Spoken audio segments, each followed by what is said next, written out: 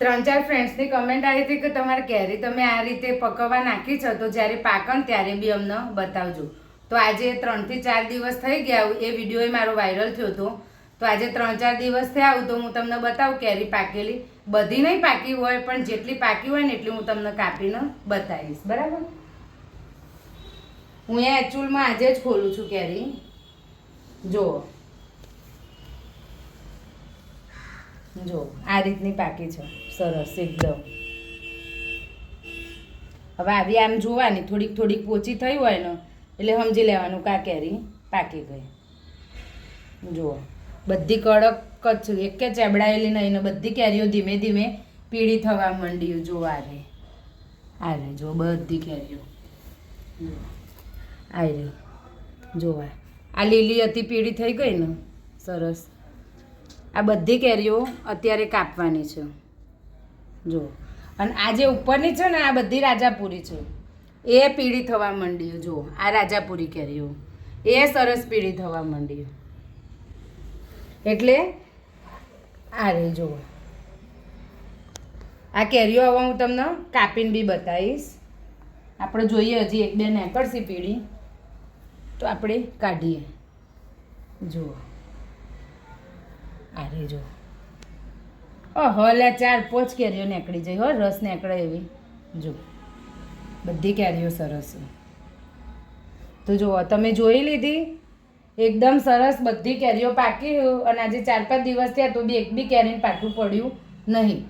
જો હું તમને બતાવું, પાઠું એ નહીં પડ્યું. આ મૂઢિયો અને જો આખી કેરી પીળી થાય એવું નહીં કે ઉપરથી લીલી ને પીળી ને એવી રીતે. જુઓ તમે, આ બધી જ બતાવું. જુઓ તમે એક સરખી બધી પીળી થાય કેરી, એક બે મૂઢિયું બગડ્યું નહીં. જુઓ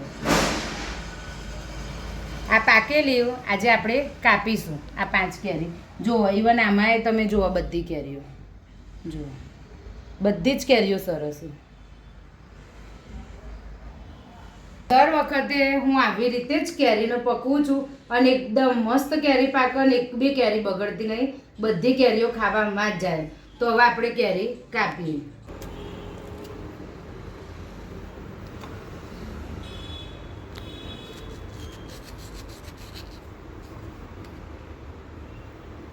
જો એકદમ મસ્ત કેરી, એકદમ સરસ કેરી. બધી ચૂનાના પાણીમાં પકવેલી કેરીઓ બહુ જ મસ્ત પાક્યું. કેમ કે ચૂનાનું પાણી છે ને એ એક આલ્કલાઇન પાણી બને. અને આલ્કલાઇન પાણી એટલે એકદમ ચોખ્ખું પાણી. એટલે એમાં તમે કેરી ધોવો ને તો કેરીના ઉપરની ગંદકી, ચીકાશ બધું નીકળી જાય. એટલે કેરી એકદમ મસ્ત સરસ રીતે પાકો અને એક બી બગડો નહીં. એટલે તમે ટ્રાય જરૂર કરજો, બહુ મસ્ત પાકો. હું તો દર વર્ષે એવી રીતે જ પકવું છું.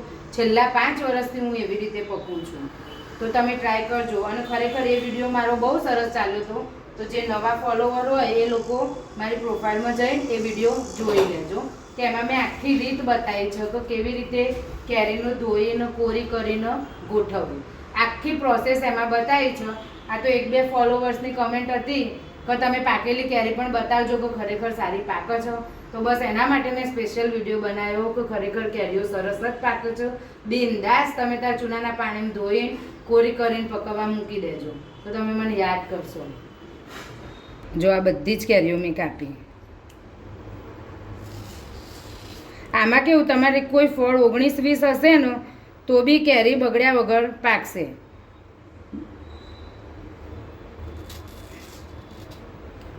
જો બધી જ કેરીઓ કેટલી મસ્ત. હવે આપણે ખાઈને બતાવીએ, કેમ કે કેરી કાપી હોય એટલે ખાવી તો પડે જ ને. તો મોઢામાં પાણી વળો એટલે ખાવી જરૂરી છે.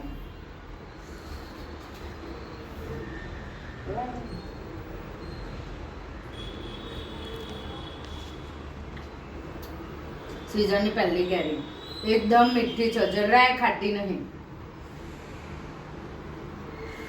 તો ચાલો ત્યાં કેરી ખાવા. રસ તો 2 દાડા પછી ખાઈશું, હજી બધી નહીં પાકી.